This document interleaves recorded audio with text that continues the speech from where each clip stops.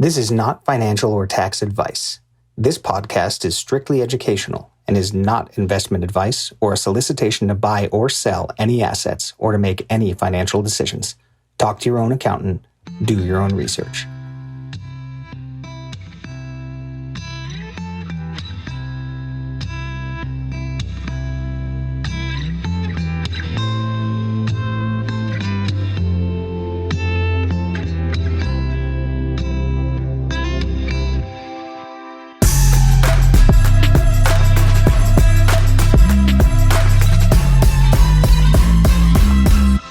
Hey everybody, welcome to Non-Fungible Films presents Web3some. Hey! This is the threesome. And Leah, just to... What the fuck? Wait, what the fuck is non-fungible films? Leah. Sorry guys. It's just like, This is going to be a thing. Her name is spelled Leah, but it's pronounced Leah. it's spelled Leah. And it's Leah pronounced is Leah. spelled L-I-A in my brain. Well, okay. Whereas your name is spelled a beautiful way, L-E-A-H, and I think of that as being Leah. But your That's name ni- is that's Leah. nice for you. Who Yeah. decided that it was Leah? God. It's God? Your name is Did Leah. you decide? It's Leah. Yeah, It's that's Leah. that's what I thought it was. Yeah, I thought it was Leia. Because of Princess Leia? Because the way it's spelled. Yeah, so Princess Leia is spelled L-E-I-A. I just watched your brain rewire in That's- real time. Wait. You just like short-circuited. You're like, Princess "Nyeh, Leia nyeh, is spelled nyeh." L-E-I-A. Are you sure? Are you sure? I Chase, can't. pull it up. Yeah. L-E-I-A? L-E-I-A. My name is spelled L-E-A-H. But if you were to sound out the vowels and Oh, consonants. so it's Leia. Leia. I'm so over all I think both of you bitches Leia right now. when I read the way that your name is It's spelled. Leia. Oh, Is spelled incredible. Well, there you well, have it. that makes sense as Leia. Can I just hear? And it goes to show that you were none of us right? are really huge Star Wars nerds, even though I love that franchise. actually- Except for you should me? know that. I cannot. No, yeah, I'm you- actually not a Star Wars guy at all. Really. Yeah. Okay, Darth Vader. I mean, if the shoe fits. I'm curious, what was like your favorite film series as a kid? I don't like sci-fi. In general. I don't in general, yeah. What do you like? Comedy? Comedy, action, thrillers. It's now. so funny to me that like you can love a genre and it just doesn't rub off on you at all. You did with Jeremy. Yeah. Yeah. So hold on. So jump back. You look like you enjoy apocalypse films. I don't whatsoever. No sci-fis whatsoever. No sci-fi. You've never watched a sci-fi movie? No, I've watched. Yeah, but you've never enjoyed. No, by the way, Lord of the Rings, can we put that in the same category? Wait. Because that was I the would fucking I'd worst. say Lord of the Rings is more fantasy than it is Okay, sci-fi. fantasy, hate fantasy. I watched Game of Thrones, one episode. Yeah. Motherfuckers in a circle with dragons. I was like, what the fuck is this? Couldn't no do it. way, Game of Thrones, no. Not even with Ed Sheeran in it. Look at the unicorn at the table. Let me ask. Don't talk to him about unicorns. They're fantasy. Oh, I'm so Don't- sorry. I'm I so don't sorry. like unicorns. What is sorry, it? sorry. I mean, listen. This is like it's a hard pivot. We're gonna have to get back on track here. But like, what is it about imagination that you don't like? Well, because my imagination is crazy. That's Right. the thing. I'm insanely So creative. if So it's you need just a not rest. if it's not along the lines of how you would define something magical, it doesn't sound right I need to you. be in control, Cameron. No. Okay. I think That might be it's it. honestly because my mind is so crazy all the time that when I'm watching a movie, it's more like an exhale where I need it to be like just what it is. I don't want Okay. to have to think constantly. When I'm watching it as entertainment, right? Like, Yeah. I figured it out. So you only watch The Real Housewives. no, I should start. Yeah. I should start. Wow. But yeah, We're gonna unpack this later. It could just be a taste thing, but I mean, that's probably what it actually is. I don't watch Lord of the Rings and have my mind go running. I feel like those movies more than anything. Put you to sleep. No, they allow me to just get immersed into that fantasy world. Because Yeah, I'm not absolutely. having to define anything. I'm like, whoa, these guys put a lot of thought. Like Token put a lot of thought into this. I'm just gonna Yeah, enjoy this insane I'm team universe. fantasy. I'm a fantasy freak. I'm a fantasy freak. I Yeah. like all kinds of fantasy. Fantasy football, fantasy films. Fantasies I live in. I'm in more my like, what's your head. fantasy? You know what I mean? And I would love to know what your Okay, fantasy all right, is. Daddy. Yeah. And welcome back to Web3some. I'm Cameron Moulène. To my right is Leah Lamarr, and in my front and center is Jeremy Fall. We are here to break down crypto and NFT markets and try and make it a little more palatable, and, Palpable. and palpable, and help some of these things make a little more sense. Jeremy, why don't you tell us a little bit about yourself? Because it's our first time having you on the show. Hi, Yeah. Jeremy. You guys have done this before? We've done this once before. Oh, Thanks for the invite. This is our second welcome. pilot. It's Yeah. our second pilot Oh, because we second felt yes. for the Web3some we needed 3. It didn't stick. It just didn't feel right. It was sticky. It was sticky. It was sticky, but we needed you. It was a sticky twosome. We just It was- wanted it. Listen, we're giving you a trial run right now, Yeah. so I'm going to be honest with you. Well, first of all, that's why I wear my shorts. My short Thank shorts. you. yeah. The reason why, 'cause this is filmed, right? Yes. Yeah, people- we need to see more leg. Well, the thing is, I think people don't realize that I'm 6'7". So if you depend on the camera angle, it looks like I'm not wearing any bottoms. Do you see what I'm saying? Because it cuts off. Right. But I am wearing bottoms. I want to make sure people knew that. It was definitely on my mind. Okay. Thank you so much for sharing. I think on a show called Web3some, a lot of people would have just been fine with the fact that you weren't wearing. That's why I came in hot. You know what I mean? Right. With Yeah. the Honestly, knees out. Yeah, I thought you Aesop weren't lotion wearing on the pants. knees, the whole Yeah. thing. Now that I know you are wearing pants, I'm kind of over you. Yeah, no, it's honestly defeating. Yeah, can we get this guy out of We here? couldn't see that he wasn't wearing pants. I was way more excited. I was when it really seemed- excited when he yeah. wasn't wearing Yeah, I pants. know. I was like, this guy's taking one for the team. He Yeah. really gets it. Yeah. He no, I understood know. the assignment. Well, if I'd known you guys had done this without me, I would have worn shorter shorts. Thank know? you. All right, Just so thank God he's not wearing flip flops. You know what I mean? No. Ugh. the spirit of this whole thing is that all 3 of us have been involved in one way or another in Web3 for a minute now. And I think it's turned out pretty well for each of us. We've all found and carved out successful niches and projects and great relationships. And I think we see a lot of value just having been in it early on. But to a lot of people in the world, it's an incredibly dense and also like somewhat terrifying rabbit hole for a lot of different reasons, right? Like there are security concerns. The idea of wrapping your head around crypto is like kind of mind-boggling. It's a whole new value proposition. And so I'd like to know, Leah and I, Leah and I got into Princess Leah. Princess Leah and I gave our bios last time and kind of how we got into it. But Jeremy, unpack your story, how you got into Web3, what it all So looks this is like. like for part 2 of a pilot. you. Yeah. Yeah. So you have to have seen the first. Listen and just watch the You first don't have one to see anything because we might do it again. So we do a We're third probably- pilot. I We're might going to do a introduce third myself pilot. to you after you. Is this all pilots? I think so. I think it's going to be a bunch of one-offs. Do you guys have commitment issues? Is that what this is? Yes. It's We all can't- pilots. yes. There's never We've an got episode a 1. failure to No. launch problem, and Yeah. Our podcast needs Viagra. will you Okay. just take Oh, off? You're welcome. Okay. Here we are. You guys can go sit down. I Yeah, got this. 6'7" Yeah, I that's got human it. Viagra right I got there. it, guys. Yeah. We'll just walk in Viagra. Yeah, 6'7", and that's 2 Oh, separate I measurements. think Viagra is a brand. I was about to say we got our sponsor. Wait. but- What is the generic name for that is not a brand? Viagra. Like, what is it actually? Like a pill that Jeremy erects? pretending he's never had to go and buy Viagra. Yeah, lol. Yeah, yeah. Lol. We know. Cameron's taught me my acting skills. That's a lot of blood flow to get down there at 6'7", man. We know. Yeah. So how'd you get into Web3? It's a lot of oysters. Okay. Jesus Christ. So if I don't know if you know this. I Yeah. mean, you Googled me obviously, but I don't know if you know this. But my background is actually Jesus Christ. my I'm back- sorry. What? We don't do Web 2 stuff here. Oh, Yeah. it's awkward. Yeah, Google. Ew. What is this? What is this going to be on? A decentralized platform? Didn't think so. Okay, so back to Actually? Web3. It's not going to be on a decentralized platform. Which one would it be? We can't Okay, so post back this to on you. Spotify or Apple. Let's talk Oh about yeah, this. this is on the cloud. It's Yeah, free it's for on the everyone. Oh, the cloud? I don't know. It's in the metaverse. That's not decentralized. Moonpay is interested. Could you fucking kick this off, please? Oh, okay. So my background is in the food space as a chef restaurateur, right? So why the so fuck are you douchey. laughing? Just like a chef restaurateur. No, it I was just love like it. everything Honestly, about it. Art. Could Okay, you jump sorry, back? Were you the chef or were you the restaurateur? Were you? I was the restaurateur, but I so came you up with opened ideas for you opened restaurants and had concepts Yes. and partnered with chefs who Yes. made the food. So you created concepts? yes, but also the food. Ooh.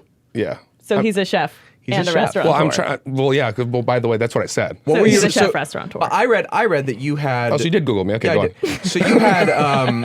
Of course, I googled you. So I googled you too, man. Thank you. Google me Okay. anytime. I loved you in the teacher. So, so you had like 2 or 3 restaurants that you opened when in your early 20s in LA, right? I had 14, but go on. I don't know what you read. Whoa. You 14. must have read an article 14. from like 2016. Wow. Yeah. I read Wikipedia, but I probably just Ugh, we got to edit that. had a lapse in memory. Also, just didn't want to guess. thought- 14 restaurants in LA alone. No, across the country. And not that any of them are listening, but what was your favorite one? Well, so my first one was like my hit called Nighthawk Breakfast Bar, which is a breakfast for dinner concept. Love. Still open. I hear there's still a line and a wait, so good for them. Yeah. It's called Nighthawk. The floor Nighthawk, price yeah. held up. Yeah, the floor price held up. Yeah, Floor price held up. yeah. Good. Just kept pumping it. You know what's interesting? Where do you, so let's take a hard pivot into Web3. Mint Do you think, having come from the food industry, I'm always curious, looking at how community projects end up changing industries. I'm always curious, like where there's a need for Web3 and where there's actually just not, and something might be kind of a little more scammy and speculative. And then we saw Gary Vaynerchuk do his, I think it was called Flyfish Sushi. Flyfish Club. Flyfish Club. I think. And it was a sushi restaurant. And I think that's done moderately well. And then Has it opened? Well, I think the collection on its own has done well. I don't know if the restaurant has opened yet. I don't think it has. Chase, can you check and see if Flyfish Club has opened up? I feel like we I feel would like know. it hasn't opened yet. I don't think so. Well, I'm also, curious. that would be a fast just in build your out. background, do you think that there is a space or a need for NFTs for the food and restaurant industry? So I think my trajectory in food was never about the food itself. It was always like, I always said that my food was overrated, which is people are like, what the fuck? But I think where my strength was the storytelling and bringing people together, using the food as a conduit to conversation, bringing people together, creating brands and concepts and experiences, which, not to sound cliche, but that's community building. And that's what attracted me to the NFT space. You're saying, in other words, you were trying to build spaces where people eat each other. Exactly. Yeah. Exactly. Firstly, I love cannibalism. I understand why Armie Hammer loved you so much. Yes. And also Big fan of ours. why you're on a show called Web3some. Yes. Yeah. Keep that, going. that was good. So how long have you been holding that one for? These things come to me, I let them out. So when I had transitioned more into doing like media, podcast shows or whatever it was. And then when we got hit with the pandemic, I sold my company. I just filmed my season 1 of my show, Beats for Breakfast, on Facebook Watch with Miguel. I made a breakfast dish, he made a song. And again, I was always looking at food more in like a cultural way. So after I'd done that, I was stuck at home like all of us in pandemic, was hanging out online, discovered NFTs, became more of a fan for the longest time, really integrated into the community. And I was in it for about 1.5 to 2 years before I launched something. So I feel like all of us kind of fell into it, which I don't know your exact stories, but I'm under the assumption that that's how we all kind of fell into it. But, for me, it's like whether I design, because I designed all my restaurants, right? So whether I designed a restaurant brand, food, whatever, to me, it's all one thing. Like even when I'm like right now, over the weekend, I just sketched out like a collection. I was like, maybe I should drop one of ones, like, or whether it be like through Probably Nothing or myself personally, whatever it is. So when I created Probably Nothing, that's probably what you were asking. So when I created Probably Nothing, my whole thing was there's a big space happening.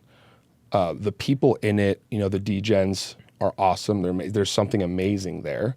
I have Web2 connections, but the bridge is very, very similar to you, right? The bridge is inexistent, right? It's inexistent. It's like, I don't see a lot of these like 20-year-old Degens be able to have conversations with big CEOs of companies and whatever it is, and they both need each other. There's no bridge. No one understands both. And you've seen both of them fail in their own way. So we created this bridge.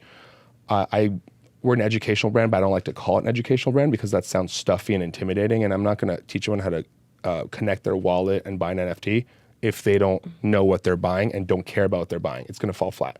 So I want to onboard people through cool projects, right? Through things that they're familiar to them, whether it be with, a record, like we're right now, this will come out after, but we're dropping a project called Stickman Toys in collaboration with Warner Records and Bose, right? And Probably Nothing. It's free, and you get the IP of the audio and the visual. First time a major label gives IP rights, right? Mm-hmm. I'm onboarding so many people through that. I'm like, it's free, you just pay gas, and you get this. That's my recipe, is to be, no pun intended. That's my recipe. That's my recipe. So that's how I bring people into the space. Your recipe for success, some might say. I would never say that. I'm humble. It's really interesting. So were you into crypto at all before finding NFTs? And then what was the tipping point for you for NFTs? I was into crypto, but NFTs really made it, my biggest challenge was in food. That's why I always focused on a personal brand, because I'm really constrained to these four walls, right? Yeah. I have people that follow me that are in Tokyo. They're like, I'm a huge fan of yours. I'm like, you've never tried my food, right? So I had to create other things contextually. So NFTs really allowed to break those barriers where I'm like, how do I translate what I did in food, creating conversations, but with breaking the walls of that. So most people say, most people are like, well, food you have to taste, right? Or like, what's the point? I'm like, well, do you watch Food Network, food shows? And they're like, yeah. I'm like, are you eating the fucking screen? No. Still, we connect to food shows. We connect to that food because it evokes an emotional connection, evokes something in us, right? What I'm doing is the same thing. You don't have to eat food to connect to it. And I know that sounds very weird, but if you think about it, it's really the context that matters more. Our favorite memories are around meals. You know, that's why it's called comfort food. Everything is built around the memories that it evokes, more so than who makes the best pork belly and whatnot. So do you see a future where all the restaurants that you are a restaurateur of or you've created concepts for, you have some sort of umbrella NFT that grants utility in real time to people that show up at your restaurant, and you can get a free dessert, or you can get a free meal, or you can get, like, is there something like that in the future? So I don't have any restaurants anymore, right? Because I sold them all. But if I did, I would never do that. And everyone, not because I think it's bad. Everyone's asked me that same question, by the way. But for me, I think there's going to be uses of, Chipotle is going to drop an NFT for free burritos for a year. I think we're going to see that. And obviously they're doing things, right? But I really think it's going to have to be emotional based, conversation based, where maybe it connects to food media. It's a really good point, and it kind of drives back to what I was asking about, which is when looking at any industry and how NFTs, Web3, or crypto has an entry point into it, I really start to wonder if it's necessary. Like, is there a space, and you can make an argument for anything, but the fundamental thing is, like, where is decentralization? Where is real community involvement? Where is meaningful digital ownership, or a tether of digital ownership to something tangible, going to improve a model that exists? So with a lot of like big Web2 corporations, especially in entertainment, which like just needs ledger systems because like that's just good accounting. And I think that the main issue, especially in music, is like there's not great accounting and there's not great oversight over royalties. I see that. Like it's so clear for me when I got into Web3. At first I've been in crypto for a minute, and I found NFTs, and I was like, this is cool, but it all seems like a big scam to me. And I tried buying a couple. I remember what they were. I tried buying Bones Club, and I tried buying I'm a Degan Aliens. And those two projects have not done very well. And I tried to do it as a flipper, but then I stumbled on what Yuga was doing with Bored Ape Yacht Club, and for me something clicked because I saw what they were doing with the commercial rights thing. And I was like, okay, so you're building a brand, you're turning over commercial rights to holders, and you're encouraging the community to create alongside you while you build. I was like, that's very compelling. That's very interesting. And I can see the use case for that. So for me, it just always comes down to, like, in any industry, would it really benefit anyone if Chipotle gives you a free burrito via a little image? Like, is that going to help? Or why does it help? Or how does it create a conversation around that burrito? Well, but that's the other thing, right? Is that a lot of Web2 companies, I would even consider celebrities Web2 companies, right? Where you have Kevin Hart and Usher just did their drops, and Kevin Hart didn't even sell 20% of his collection. Chris Brown. Chris Brown sold 7% of his collection. I think it was less. It was less. It was something like a kind of an embarrassing number. And the thing is, unless your fans are in Web3, there's no community. You have a Web2 community and you have a Web3 community. The Web2 community is just consumerism, and there's less of a unity. It's just, you buy my ticket, you come to my show. Right. Well, it's a very Web2 model. It's a one-way transaction. I'm giving you a product, you consume it, and then you come back when you're done. I tweeted this morning, actually. It was something along the lines of, like, community is not fostered by founders. It's fostered by the individuals who are a part of that community, and they need to take steps on their own to build that community that are separate from the, like, leader's mission. If you have a community that rallies around a brand or even an individual, like you just mentioned, those people need to be doing something that's cool and compelling that a community rallies around them. But that community is not going to be defined by like the hard work that person's doing, because those people need to have some form of like identification with what's going on so that they go off and take those next steps. But that's a community. It's like a Venn diagram. Web 2, Web 3, and anything in the middle is someone who's going to buy your NFT. Where it's like if you're Wait, into break that tech, down. That's an interesting. Yeah. I like. Excuse me. That's actually very interesting. okay, well, And then I have something I want to bring up as well. So I'm very excited about it after your yeah. thing. So like, Leah's like, hold on. I just got Thank called you. I interesting. just yeah, I just called it interesting. Sorry, someone paid attention to me. So right, like you have a brand like Chipotle, Yeah. right? And if you like Chipotle in Web 2, Sure. but you also happen to be in Web 3. You're already in Web 3. You already understand community, and you love Chipotle. When these two overlap, and the middle is the NFT, if you love Chipotle in Web 2 and you're in Web 3, you're probably going to buy the NFT. I can You're see more that. likely to buy it, right? But then look at it like this: you have Chris Brown, Web 2. Then Web 3, you have no one in Web 3 who's going to buy his NFT, and then you get the center of it is 7%. Well, and that's the amount of people that are buying your NFT. The thing to tie, like I like the visual of a Venn diagram. I think you're coming up with it right now, which is dope. I would say like it really comes down to what that middle is. Right, and the thing is that there might not be that many people in there.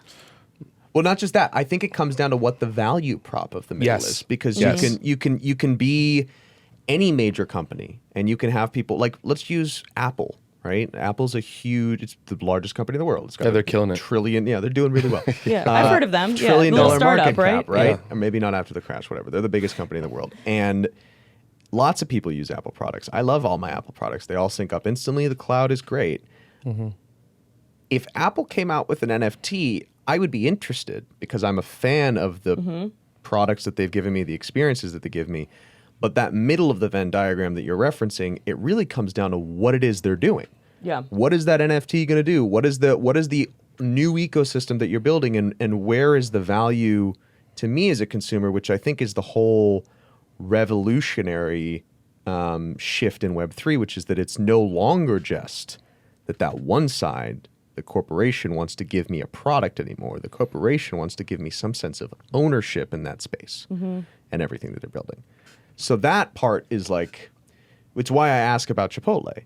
You know, it's like, okay, so they want to, like, and Chipotle probably doesn't want to touch the space at all, and we're just speculating, but like, what is it that they're going to explore that's going to make it more meaningful for a person who loves Chipotle? I know. But I think Jeremy knows. But I think it's two schools of people. It's two schools of people who would buy it, right? I know. It's the diehard fans who are already like your stans. You know, people who will buy whatever you do, no matter what. Sure. And then it's the camp of people who are in Web3 that are like, what can you do for me?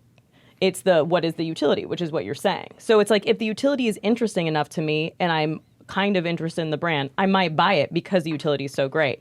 But if I'm a diehard stan, like I'm just obsessed with this company, I'll just buy whatever they sell. Can you give me a list of some projects that you think gave, in Web3 specifically, that gave utility where it was like novel to Web3? Something that you weren't getting already in Web2? Things that, you know... Biased, but Well, sure. I mean, but I'm not asking as a rhetorical none of our question saying projects. that there aren't, but I'm curious. outside of our projects. Well, I mean, I think... No, I'm serious. Okay, non-fungible What's going on? films. It's Yes, like, well, have to- I really do think that NFF does give some really interesting new senses of digital ownership, but and so do things like Yuga, and so do lots of projects. But Thanks for mentioning it. it's everyone here's project is good. It's why we picked this team. But I guess I don't ask that rhetorically. What I ask is like, one, I think a lot of projects come into the space and maybe with good intentions end up just creating a standard Web 2 model masked as Yes. this is community, right? And it's not, because there's no second stage like mobilization of the individuals in that community because they don't care about it enough. And two, that quote unquote utility that we all talk about and search for in the space isn't any different than me getting a fucking burrito at Chipotle. So You know, I'll like, just say, it just doesn't change anything. You know, like party degens, they have utility where, like, look, if you like to party, you go to Ibiza and you use your NFT to get VIP access and walk right into the biggest clubs in the world. And that Sounds terrible. But look, No, if you like to honestly party, sounds fucking terrible. oh my god. Okay. No, I'm serious. Like, Don't just shit on other people's projects. Yeah. That's an interesting This value isn't prop. What I'm live. saying This is- Wait, isn't I like live. this though. I actually like that idea as a concept. For Right? someone No, who but- likes to party, For sure. someone who But likes what to I'm party, saying is- Jeremy doesn't leave his cave. But we're asking for Sorry. we're asking for novel utility, right? Unless I get my for some bats on it. projects, How does it work? So Well, they're but- connected to all the coolest nightclubs in the world. so they have partnerships with like High and Ibiza, Ushuaia. So you walk into Right. the #1 club in the world, you show your NFT, and you just it's get a VIP membership, entrance. and they just you pass walk you in. right in. I have some. That's got such a huge market. Okay, But- can I ask a question Yeah. really quick? Because I'm really curious. You're both extremely smart, and I think I'm missing something here. That to me does not sound that fucking innovative at all. It's good that someone did it, but like, you know, But listen, right? Considering in the space, it's a club pass. right? But It's a yeah, club pass. but- It's a membership. But they're doing something, right? Like think about, It's a what? membership, but I actually think the membership model works really well. but also think about this. It's one of the few things where I go, that does make sense as a digital piece of ownership. Well, It's like, also- all right, we're offering a membership into Yeah. a bunch of experiences that can maybe have a larger reach. Now, you have Web2 models like Soho, where I'm locked into a subscription. That's not the case with NFTs. I made the partnerships as the brand, right? Early on, I only offered 1,000 of these. I know that they'll trade hands, but I'm only ever have to deal with 1,000 community members.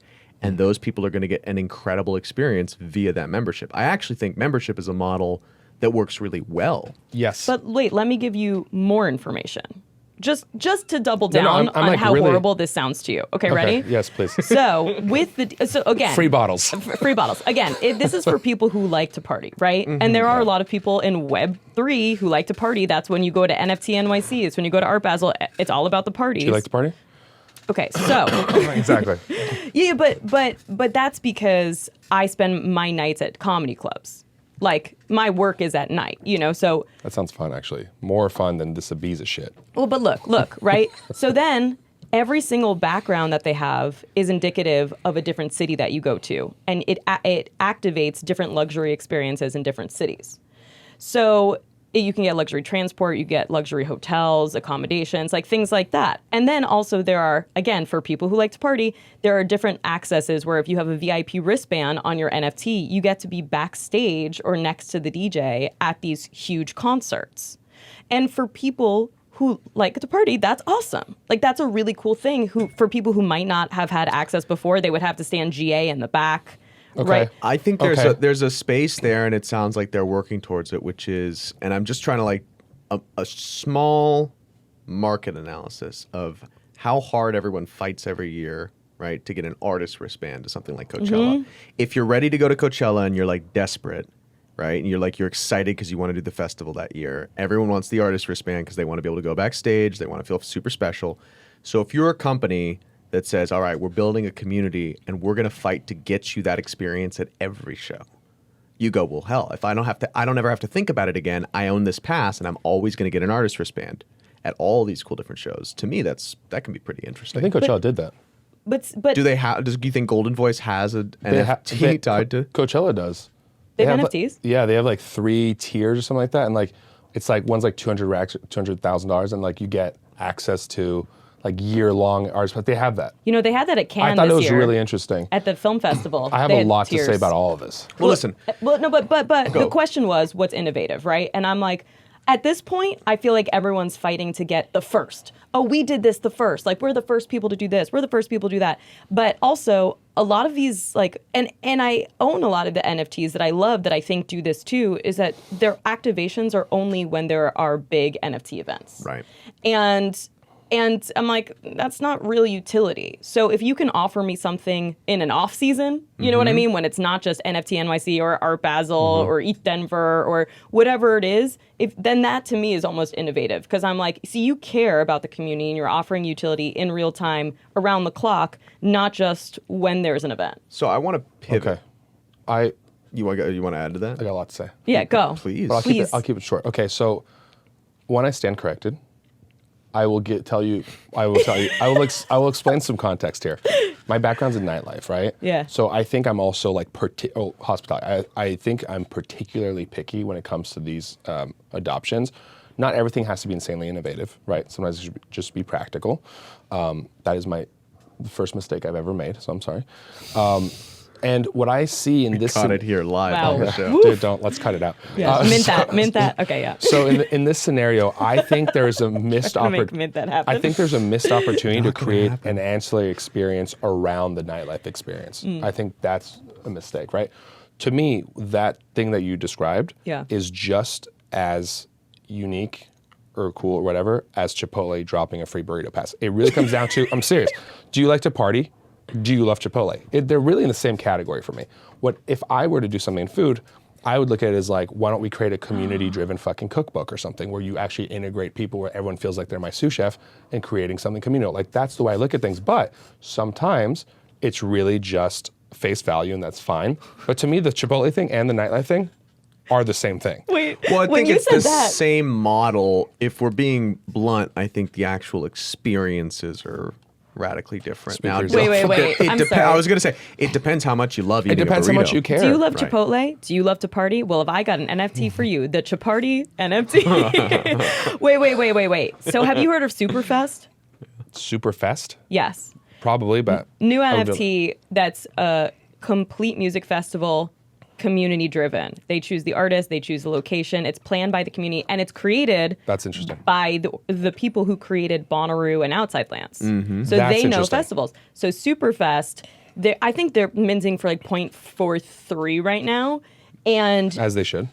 I mean, honestly, you get access to creating your own festival with the community. And so That's what I'm saying. Yeah. That's amazing. Because Much cooler. The rest of the stuff is like missed opportunities. Like when I see it's like, hey, I'm a guy that knows 10 nightclub owners. I'm going to put this pass together and charge people. Like, it's cool. It serves a purpose. But what can you create around that? Like, you have such a big opportunity to create something that's complete. Like, is there more hospitality? Is there more like, and maybe there is, because I don't know this pass enough, and maybe there is, but that's where I always think about those things. Like Chipotle has how many locations? Like they have so many physical brick and mortars. I'm really like, stuck on Chipotle. I'm saying they should be dropping shit like Supreme does at Chipotle, or making the community come up with a fucking burrito. You know what I mean? Or like something like encourage, like Tell us the ingredients of the next burrito. Honestly, That's I would very make- compelling. that's what I'm saying. If there was or a- the world's biggest burrito. What the fuck they have to do? What But- about if Chick-fil-A had an NFT where you could get Chick-fil-A on a Sunday? Okay, that's fucking innovation. I'm serious. I would buy that because that's the only time I crave it. I'm serious. I only crave it on the Lord's Day. I Crazy. I mean, we're Jewish. Just crave so- it. You just crave it when it makes you a sinner. Yeah. I like that. I don't even like Chick-fil-A, if I'm being honest with you. No, nothing. You got to add cheese and bacon to the chicken. That's why. Whoa. Wow, anti-Jew. So I'm gonna pivot here. You're like, and then we add some crawfish. Yeah. I don't know why I said crawfish. I hate it. I'm gonna pivot here. I do a lot of like buying of NFTs. I'm always kind of looking and That's him telling us he's rich. Wait, can no, but I'm Okay, always interested in projects. I buy low and right? sell high, guys. can Every yeah, time. follow me for more financial Every time, advice? yeah. None of this is financial advice, and let's Yeah. be very clear. But I'm Little Miss buys the top. Okay. Oh yeah. Well, I'm curious on two things. One, what your favorite collections are right now. Things that you think are just standalone, whether it's a PFP project or a project that's doing something totally different and innovative, like what we were just talking about.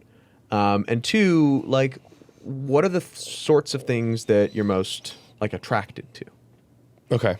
Please, ladies first. Yeah. So I'm most attracted to men over 6 feet tall. Well, yeah. Low hanging fruit. I'll be honest though. Low hanging. So you're into one of ones, huh? Hey, no, I could do a whole football team.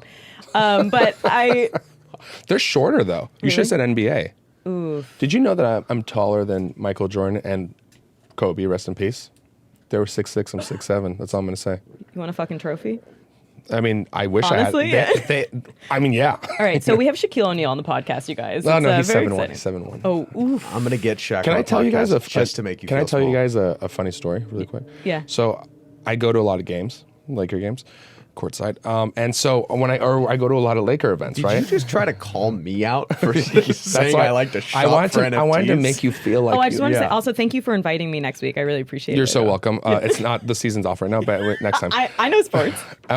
And so I've gone to like these like Laker like events and whatnot, and like all of them always are like, hey, how you been, man? They have no idea who the fuck I am. But I think they think we have to camp together because That's so funny. since I'm so tall. Because you're so tall. Jewish sleepaway camp? No. That is actually. It's very actually funny. really funny. People That are is like, funny. how you been? I'm like, yeah, how you been? You know what I mean? Like, it's like a thing. Do you think people assume you can dunk? Everyone is like, you play basketball, volleyball? I'm like, no. Can you Volleyball? Do you hit your That's head? that's an Do insult. you hit your head everywhere? Do you people ask you to reach things in supermarkets? It's the same 4 questions every time. Wow. Talk Both about really boring innovation. questions. However, you've got to be able to dunk. No, I can't jump for shit. Dude, I'm the least athletic person you'll ever meet. This is a waste of I'm a not 6 in foot I'm 7 not in man. shape at all. I'm in horrible shape. Jeremy, if you for just You gotta 2 use months, this, if you yeah. 2 months you just trained, You'd be you'd be ripped. dunking. Can I ask you a question? easily? Why would I do that? It's important Because to you us. could dunk. And then what? Then I Have you dunk? never wanted to fly? I'm sorry. Did you want to have a successful TikTok account? I'll take a plane if I have to fly. Man, I'm just saying, why would I need to dunk? Well, For what? Can I just Wasted, say, wasted. Speaking of dunking, Would you want to dunk if you could? let me just say, first of all, right, yes. like once Second a of all, year? Speaking of dunking, I just want to say the most important part about Speaking of dunking, Dunkin', is the Dunkin' sneakers Donuts. you wear. And speaking of sneakers, Oh. I think we've got a great guest.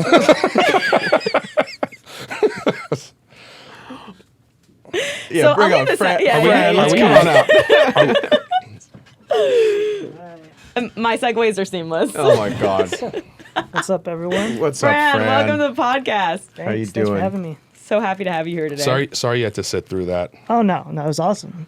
And I'm sorry if I kick you. Oh, that's fine. So what's your take on Chipotle? Chipotle's Do you like awesome. Chipotle? By the way, are you a partier? You know, in my 20s, you know, yeah. But Would you, that whole Ibiza thing, would you do that? I probably would have back then, but now. Back then when you were 19?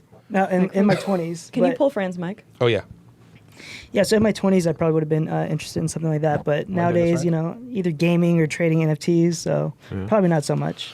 See, this is a mature 20-year-old. Fran, I not want to going run to down be some questions for 34, you. but yeah. If I gave you, if I gave you 100 ETH today, Yeah. what do you buy? I actually was just faced with this question recently. Really? Who gave Yeah. you 100 ETH? Well, And are they single? so not gave me. So they give but- you $200. So I did sell my ape recently. Yeah, I sold my ape. I was kind of thinking, you know, like you guys were mentioning earlier, this could be kind of like almost like a bull trap here. And so I was thinking the market would be going down a little bit, kind of thinking of other trades I could do. But at the end of the day, I ended up buying right back into apes. Not the same one, though, right? Not the same one. Not the same one. So I saw a leather punk jacket on the floor, and that's a trade that I've been like wanting this whole time, basically. And so, my faith is definitely in Yuga long term, but I just figured at the time of selling, there might be some like interesting trades that potentially I could get into. Didn't end up going through those trades. The one thing I did pick up though was another Coda. Picked up another Coda after playing the Other Side demo. You know, I've been a lifelong gamer, so the idea of Web3 gaming makes a lot of sense to me. I've been playing World of Warcraft since the day it came out. And so, you know, there'd be items that were $60 10 years ago that are now like $20,000. And you don't actually own those items. It's just the license to use them. So yeah, Web3 makes a lot of sense for me and gaming. So yeah. So you own a lot of other side land? I own like He's like, I am other side. no, I own like 8 plots. So there's definitely people that have like a lot more plots than me or whatever. But But you got Are- like two codas? yeah, 2 Codas, and Nice. I'm sharing also a shared ownership of another Coda with a friend. Okay. I got him to check out the project, mint it, and he lucked out on a Coda. So, Nice. Yeah. Nice, dude. Well, so what do you think about Minecraft banning NFTs? Yeah, so Minecraft is a game that I wish I would have played from the beginning, but I actually just got into it during COVID. During COVID, I was like, all right, let me check this out. And I had a lot of fun in that game. I thought it was amazing. And so, yeah, I get, especially I think Bill Gates has talked a lot about he's not the biggest fan of NFTs and stuff. So the fact that they own Minecraft, it kind of makes a lot of sense that they're, pushing back against it. I think if you fast forward to like 5 years from now, pretty much every game will have to integrate it to survive. So, it is what it is. They're definitely winning their customer base by doing this because gamers hate NFTs. Like, it's crazy. You know, how much- It's so weird. It's such a weird really thing. Interesting phenomenon. One, I'll touch on Microsoft, and then I want to what you were saying about gamers. But I think Microsoft. I heard this story. I won't say who said it, just out of respect. But I heard this story that they had a conversation with Steve Ballmer, and they were basically like, why are you always a second actor to everything? And Ballmer responds with, I'm perfectly comfortable being a third mover into markets. And the guy was like, no, it's called fast follower. It means second. He's like, no, Ballmer's like, no, you heard me right. We're third movers. Because that's kind of how that company approaches everything now is they go, when they think something's interesting, they've waited, they've watched the market evolve, they've watched it become something that's huge. They watch gaming dwarf film and TV, and then they go, yeah, we're going to buy Xbox. And then they'll just step in and they'll purchase something huge for tens of billions of dollars. But the thing about gamers hating Web3 or digital ownership, you know Yatsu, right? I recognize the name, but He's the guy he runs Animoca. okay. Really brilliant, smart guy, right? Just absolutely genius. And he was talking about how inherently, this same model that you used about World of Warcraft, like inherently gamers understand that they should own the assets that they've either grinded for, that they've been playing and they've earned because they've spent so much time into, but they're just used to these systems that don't allow for that ownership. And that this pivot towards now, all that's changed is you actually own this thing. You worked really hard, now you own it. And you can decide what to do with it. It's just an asset. And it's just about this adoption. And I think the people that really don't like it are the game developers themselves. Because they're going, well, now I don't own it, right? Which is really like there's no loss to those developers. People are still paying to play the games. You might even be making secondary revenue sales off the sales instead of, I'm assuming that on World of Warcraft, when you sell an item, World of Warcraft makes no money. It's all on like IGE or like a trading platform, right? Yeah. So for me, I really think that it's the developers that have, and I'm happy to hear everyone's thoughts on this, but I really think it's the developers that have this leap of faith that needs to be taken, that like it doesn't in any way jeopardize their ownership of their game. In fact, all it does is expands ownership for players of the game to have things in that ecosystem. I think it's fear-based. It has like a zero-sum game mentality, no puns intended, where people think, if this other entity takes off, mine will tank. And it's not like that. They can coexist. And so I think, just like Fran was saying, in 5 years from now, they're going to have to adapt and evolve and grow. So it's like, if you can't beat them, join them. Figure out how to beat it at its own game where you make it work for you. Have you talked to a lot of gamers about it, Fran? So not necessarily talk, but I also spend a lot of time like on Twitch, and you'll just hear people literally. So I there's this big streamer, Asmongold, and he is definitely against NFTs. And I had commented once like, all people should get this. Digital ownership is like king. You literally spend 5 figures on like a sword or something like that you don't own. Yeah. And I got death threats. People were like, my monkey now, and like all this, and I'm just commenting. So like, that's just troll culture on the internet. It's real in the gaming space. Did he space. respond to it? No, he didn't. But he also like makes videos about it. He's like, aha, this guy got scammed, ha, stuff like that. So he's like definitely adding fuel to the fire, and stuff. It just really, it's the point of view for some reason over there, which, like I said, gaming is the reason why it all made sense to me. So yeah, it is what it is. Wait, also, could we zoom out for 2 seconds? Fran, I feel like we just breezed past. There you go. We breezed past your intro. If there's anyone who's listening who doesn't know who you are in the space, or they're just entering into Web3 and they're like, who's this person? Yeah. Do you want to give the listeners just a little background of who you are in the space? Yeah, for sure. Before Web3, I was very early to sneaker YouTube. It wasn't a thing at that time. Now there's industries around it, to get your product out there, to promote it. That's the way you do it. And in 2008, started uploading first, monthly videos, then weekly, then at some point it was like 7 videos a day I was doing at the peak of it. And then moved on from there to actually launching my own footwear brand, a sandal company, and sold off my portion of that, got into crypto in 2017, and really just stuck with crypto leading up to last year when I finally made the leap of faith into NFTs. I had heard about it before, but I was like, it's someone trying to scam me for your crypto. I'm not going to, pay, give up my Bitcoin or give up my ETH for a picture. What do you mean? You can right click, save it. What really got me into it was an app called Vivi. They were doing the Disney app, right? So yeah, Disney was one of the early partners, but at the time it was like DC Comics, Cartoon Network, stuff like this. And so these are brands I knew, and right. I'm a lifelong nerd and collector. So this is where it clicked for me. I was like, okay, once these brands are in, it's real and it's here to stay. And so Vivi was my intro, and within a month I was on OpenSeas and trading and doing all that. And within a couple of days of getting on OpenSeas, I launched my own project, Sneaker Punks, 8-bit sneakers. And the idea here is, my 60,000 followers on Instagram really don't have an entry point into Web3. But a $60 NFT of a digital sneaker, that might be something where they can actually learn and figure it out and go through the steps of getting MetaMask and doing all that. And so, collector, creator, trader. Yeah. And if you could just show the camera the tattoo on your neck, what do we got over there? I got one on this side too. Yeah. I have You want to just show us what you got? So my first brand, the sandal, I have on one side, and on the other side I have the Bored Ape Hundreds logo. Hell yeah, Bobby Hundreds And you in got the house. and you got the long sleeve tee. Oh yeah, so this is Got like the hat. the newest merch. Where are the pants from? This is my friend's brand, JSP, Jimmy Grecky's This skater. is actually a fashion podcast now, so if you could just... Yeah. Well, this is such a great example stand up and of twirl. commercial rights being used for the Bored Apes and people doing. Whose apes are those? It looks like D-Farmers. I was just thinking that So too. this is Snoop. I was and gonna say Eminem. that's Snoop. Oh, and M&M. So this was actually And is this there- was merch that BAYC from put M&M. out. Yeah. There's a third I one. see. Who's is that? It's Is that just- Cordell's? Yeah. Yeah. So And there's a fourth.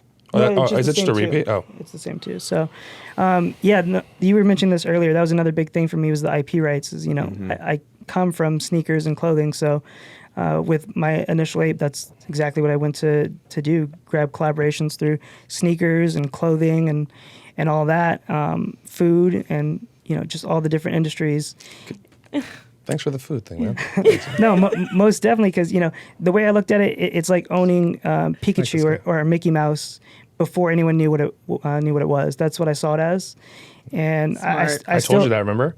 Yeah. That's how we bonded Fran, through Mickey. Not to do insider trading, but if you ever hear of anything that you think is about to be a trend, just let me know. Yeah.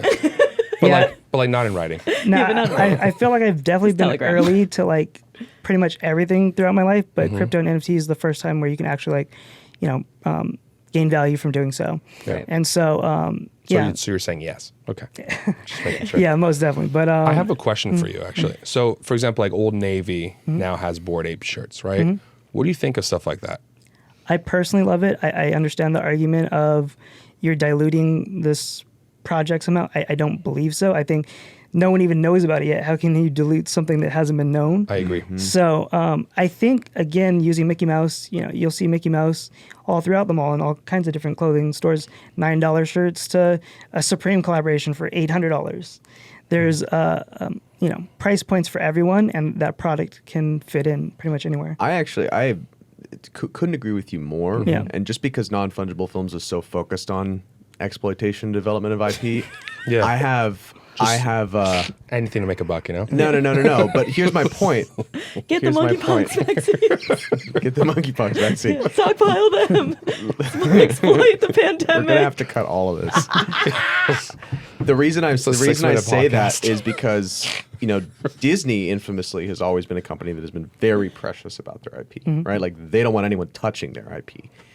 And in the development of NFF, everyone would come to me and be like, "Well, if you own however many apes and we want to make a show, like, what's the risk that someone else can use it? Or what's the risk that if you've licensed an ape, someone else could sell it off?" And all these big questions. And the question also always came down to, are we diluting the value by it being an asset that's being shown everywhere that you don't own outright? And my feeling was always no, absolutely not. Especially if you even launch a collection, right? Like with Oscar Haley and The Great Beyond, we're launching this collection, owners have commercial rights, but we have core properties and stories that we're telling.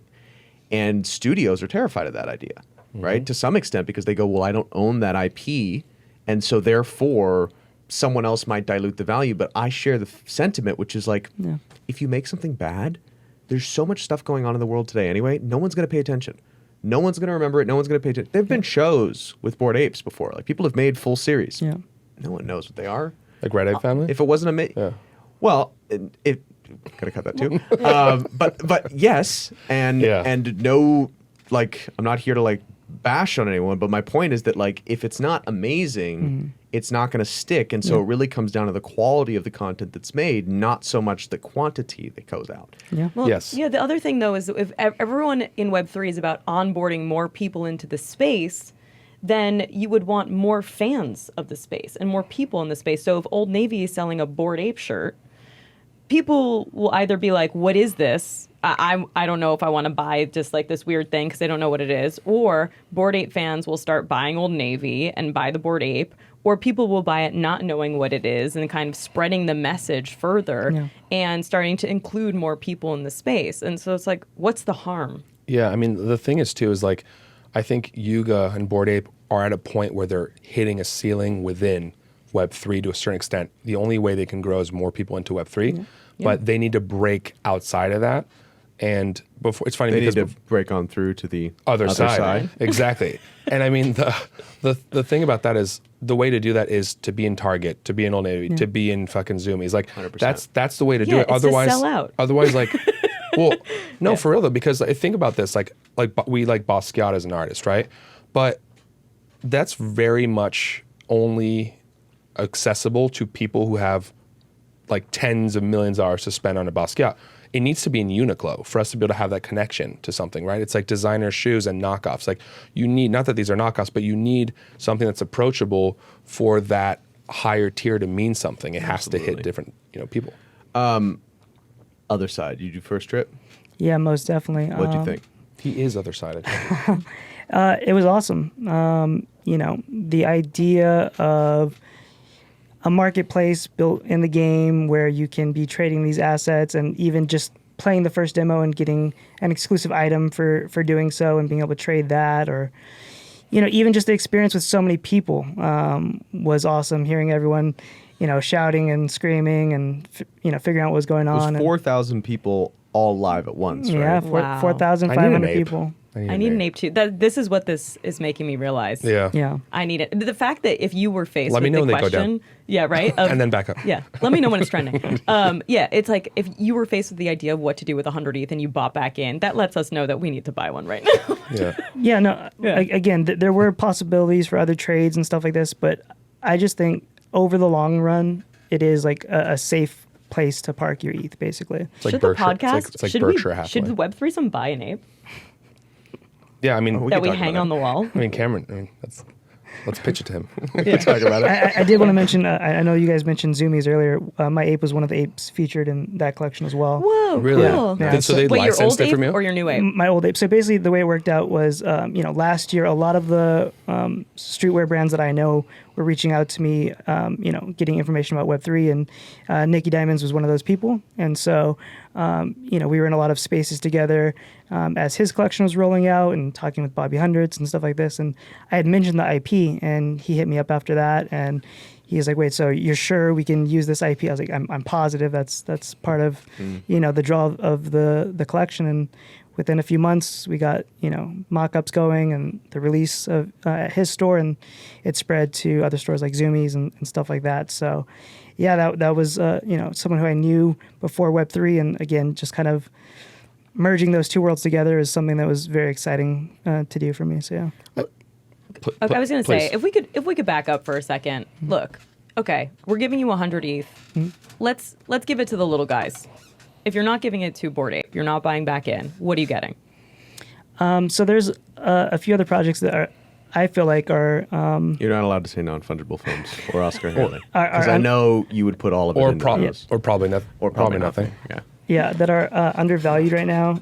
That sounds like a farting noise. I'm sorry about that. Gotta get comfortable. I really like gutter cats. Yes, I love I them. really like cool cats.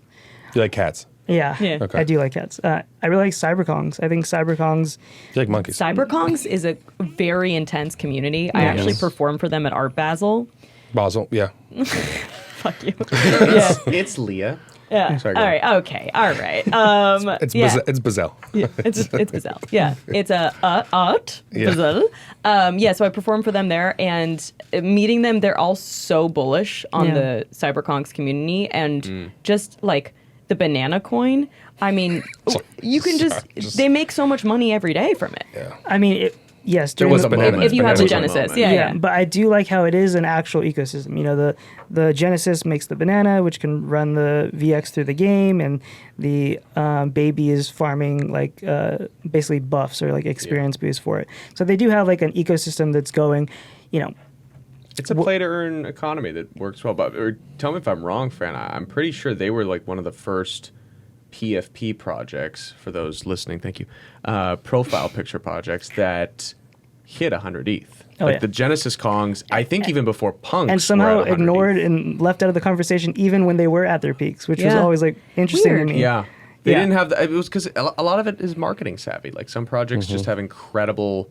Yuga, for example, is exceptional at building suspense and marketing. Yeah. They're exceptional. And I don't think that's always intentional. I think that they do it and that's just how they tell story and it works. Are they a unicorn though? But the floor has held on CyberKongs. They're a unicorn. The Genesis, basically everything's down in the market. If you're not, if you're not punks or apes, you know, I think Genesis sitting around 20-ish. They were at over 100 before. Yeah. But today, and I don't mean this to bash Genesis Kongs. Like maybe it's all about like, you know, subjective. We don't bash projects. On this Yeah. I'm not bashing anyone. I think that the Kongs community is amazing. I've worked with them for they're very cool. You can use them in Ibiza too. You can use them in Ibiza. If you gave me 20 ETH, Coda or Kong? I think a Coda, yeah. Because you're betting on this project has this wildly ambitious, fully rendered, you know, like 3D, AAA quality game experience, and the Coda is supposed to be the center of it. Yeah. Right? And the Kongs, okay, well, I can make some money off Banana Coin, but it's kind of my thing. What do you think about Ape Coin? Well, no. But you want to stake it? Okay. What are your thoughts around play to earn? Yeah, I mean, me personally, I love that idea. I'm a lifelong gamer. Yeah.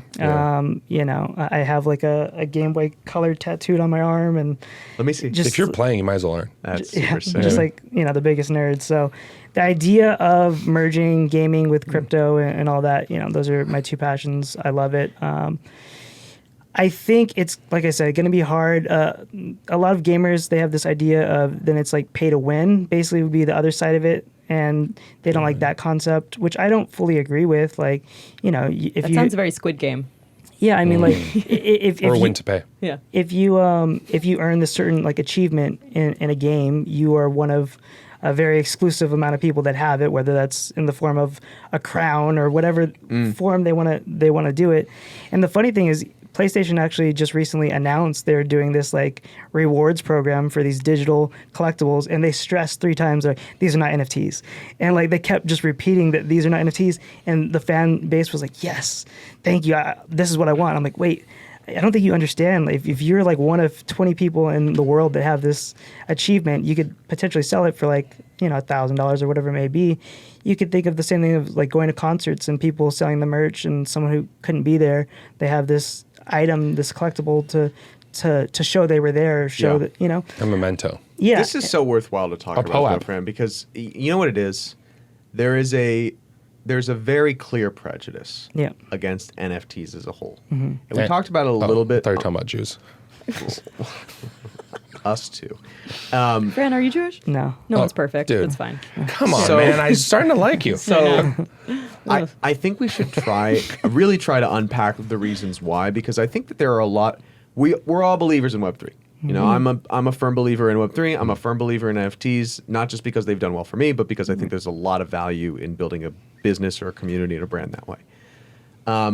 There are a lot of reasons why people should have problems with the space today.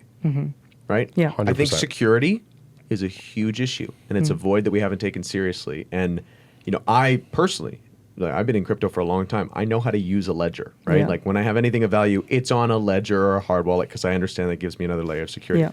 I've fallen victim to phishing scams, right? Like I lost a Bored Ape. Yeah. I've lost I lost 2 V1 punks, Clone X, and 3 Pudgy Penguins, and a whole bunch of other stuff too. At one time, like in one. Two separate times. Damn, bro, that's a lot.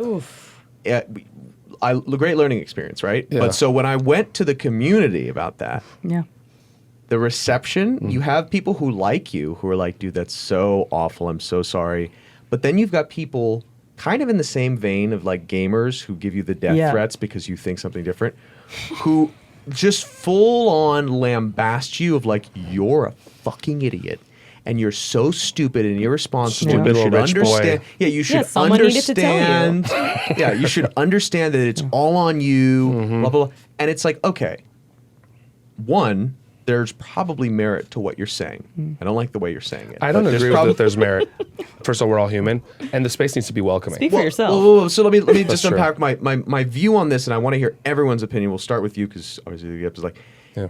you know what? Yeah, the whole idea around decentralized finance and non-custodial wallets is like, I am responsible. This is my money. However, I don't read Solidity, and MetaMask doesn't always illustrate exactly what I'm doing in a transaction. Right. Up until recently, it's gotten a little better, but like, it's not super transparent.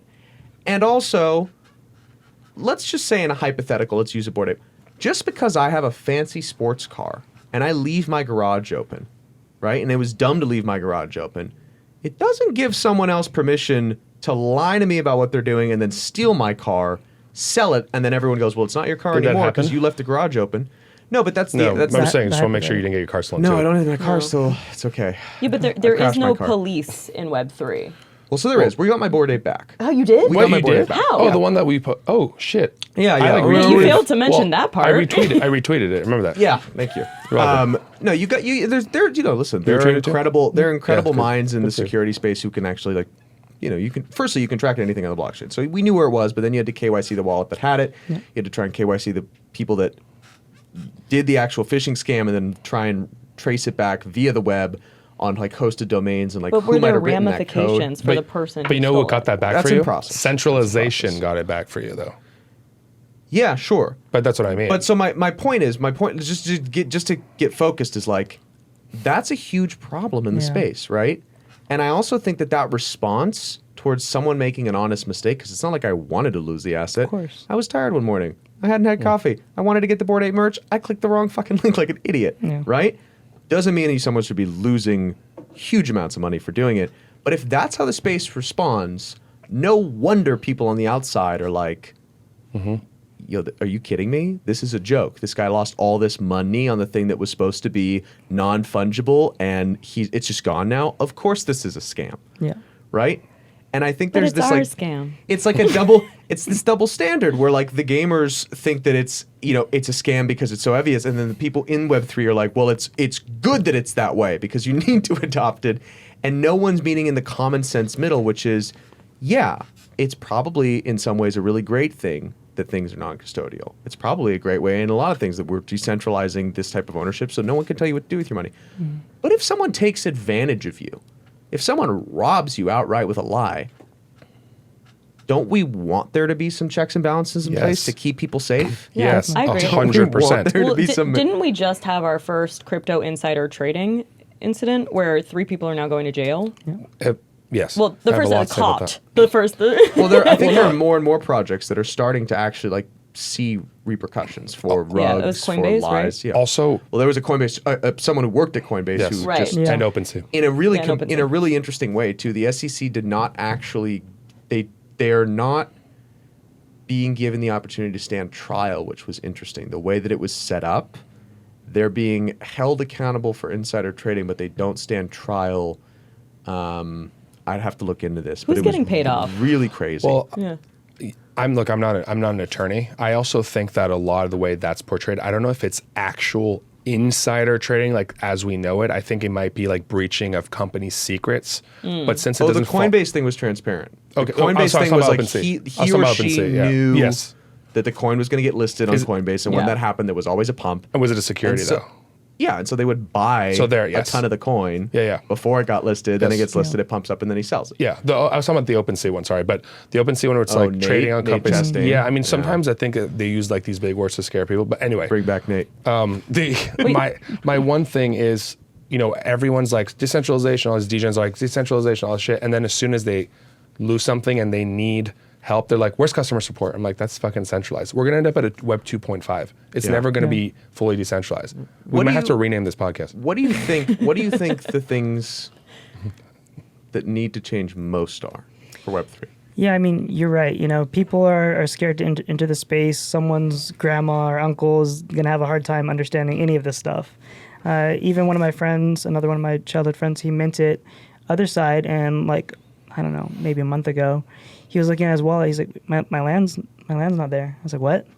And I was like, check your activity. And it had been stolen at some point 16 days before that. And he didn't even know, doesn't know what he clicked, doesn't know any of that. Wow. And so, yeah, I mean, if you aren't... He just doesn't know what approval he gave, Yeah. but he gave away the approval. Yeah, at some point. Oh, man. Ooh. So That sucks. yeah, so, you But know... that's a perfect example of, like, Yeah. I gave an approval, and as a space, we just expect you to learn not his solidity fault, yeah. at the beginning to understand what it's not fair. It's just not fair to the consumer. Yeah, so there are things like that that need problem solving. But again, we're so early. We're basically beta testing this stuff. Right. Yeah. The systems we're asking for, I think they'll be there in time. You know, the internet now is nothing like what it was in the 90s. The fact that we have it on our phone and so many other features and so on. So, Well, email used to be a scam. Remember that? yeah. It Email still was- is. every Well, that new tech Nigerian was. prince needed the money. Yeah. Yes, he did. But Yeah. you know, do you think people would frown upon tutorials? No, I don't think people have the patience for tutorials. I have a lot to say about that, but, we don't have you time. know, it's like grandma, grandpa. Yeah. Like if they watched it. I'll just say this because I know we got to go. My dad, I showed him a Bored Ape and I explained how much money it was worth, and he went into a full blown manic panic What's attack. this, Shiksa? He was just like the national debt is trillions of dollars, and you're saying this is worth like multi millions of dollars. He was like, you want me to believe this? You're joking. You're this photo, this cartoon of an ape. Yeah. You expect me to believe this is actually worth money? Yeah. And I was like, so this is going to be a long road for us. Well, I also... So was social media. Just to be fair, before we wrap it up, I think you could say that to someone that didn't know anything about art. That's the first thing that Right. comes to Very mind. yeah, true. Like if you didn't know anything about art, no one has ever explained art to you, and I showed you a Van Gogh, and I was like, this is worth $40 million. Someone would have been like, oh, they only know about economy, they only know about finance, and they're like, wait. $40 million? Like, I would never make that in a lifetime at my salary. Like, that painting is worth 40. Like, it's the same response. Yeah, Yeah. I think with art, people are more shocked to hear the price, but they'll be like, yeah, I guess that makes sense or whatever. You know, Sure. Yeah. that they're willing to like let They that accept it. slide. They accept but it. in this case, you know, it's so new that people they're not. And I don't ready. I don't think we've taken a jump into the value of digital goods yet. Yeah. Yeah. Fran, you are one of the best people in Web3. You've always been a champion of everything I've ever done. You've been a great friend. Yeah. It's an honor to have you on the show. Thanks and for I hope you having come me. back, man. Oh yeah, definitely anytime. Wait, Fran, do you have any final thoughts? Anything you want to say to the community or not in the community yet? Yeah, just in general, if you are just now finding out about Web3, Web3 or Web3some? Web3some as well. Yeah, no, definitely check it out. Take the time, you know, even if you're just listening in on Twitter Spaces or whatever it may be. There's a lot to unpack, that's for sure. But it could potentially, you know, change your situation, or you might just meet new friends or whatever it may be. So definitely a space worth checking out.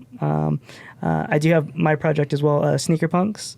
And yeah, thanks for having me. We'll see you in Ibiza. Yeah, see you there. Yeah. Great meeting Sneaker you. Punks Yeah. was the OG artifact. Yeah. Yeah. Yeah. It was right next to the Mona Lisa. Yeah. It was that. Yeah. It's so weird. It's like, why would you pay millions of dollars for a painting of a girl you need to tell to smile more? you Yeah. know? Yeah. Facts. That's not even in Ibiza.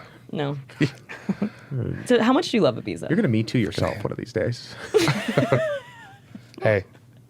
I was I'll looking in still the mirror support. when I said that. Yeah. Cue outro tag. Yeah.